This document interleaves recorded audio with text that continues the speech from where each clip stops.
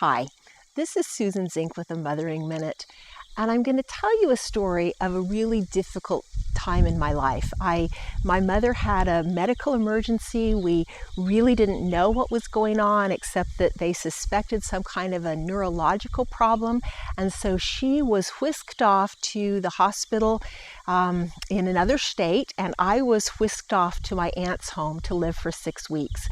And I want to give you an example of some ways that with an older child, obviously I was a high school student at the time, adults really got me and adults really didn't, because it will help you to start to recognize how to approach your children, especially some of your older children, in a way that's really going to serve them. I remember 2 classes in the school that I attended for only 6 weeks, and one of them was an art class, and I was the only student.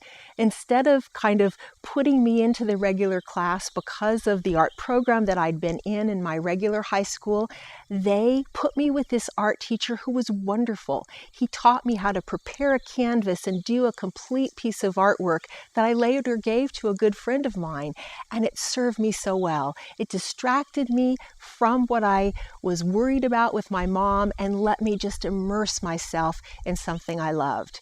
And the counterexample was the grammar packet.